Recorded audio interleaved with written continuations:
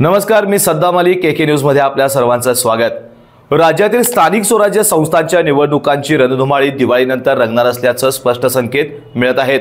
राज्य निवडणूक आयोगाने सर्वोच्च न्यायालयाच्या आदेशानंतर निवडणुकीची तयारी वेगाने सुरू केली असून कोल्हापूर जिल्ह्यातील जिल्हा परिषद आणि 12 पंचायत समित्यांसाठी प्रभाग रचनेची प्राथमिक अधिसूचना प्रसिद्ध करण्यात आली आहे। जिल्हाधिकारी कार्यालयात विभागीय आढावा सुरू असून अंतिम प्रभाग रचना 26 ते 30 सप्टेंबर दरम्यान जाहीर होण्याची शक्यता आहे।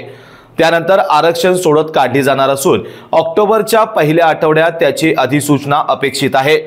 दिवाळीपूर्वीच आचारसंहिता लागू होईल असा अंदाज आहे। यानंतर निवडणुकीची अधिसूचना ऑक्टोबर अखेरीस किंवा नोव्हेंबर महिन्याच्या सुरुवातीला प्रसिद्ध होईल। मतदान आणि मतमोजणीची प्रक्रिया नोव्हेंबरमध्येच पूर्ण केली जाण्याची शक्यता आहे। दरम्यान ईव्हीएम, स्ट्रॉंग रूमची पाहणी, सुरक्षा व्यवस्था आणि इतर तयारी सुरू झाली आहे। जिल्ह्यातील सर्व 12 पंचायत समित्यांमध्ये स्थानिक प्रशासनाला प्रभाग रचना वेळेत पूर्ण करण्याच्या सूचना देण्यात आल्या आहेत। राज्यातील 32 जिल्हा परिषद आणि 336 पंचायत समित्यांच्या निवडणुकांसोबतच कोल्हापूर जिल्हा देखील सज्ज होत असून दिवाळीनंतर राजकीय तापमान आणखी वाढणार हे निश्चित झालं आहे।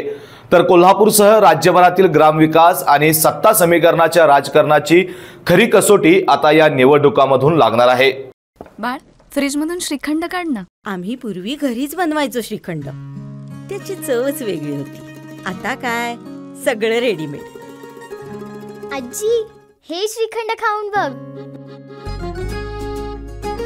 आज तुझ्या आईनं घरीच बनवलं की काय? हे आहे गोकुळचं श्रीखंड, अगदी जिभेवर रेंगाळणार। जिभेवरच नाही तर मनावरही रेंगाळणार। गोकुळ श्रीखंड, मनावर रेंगाळणार।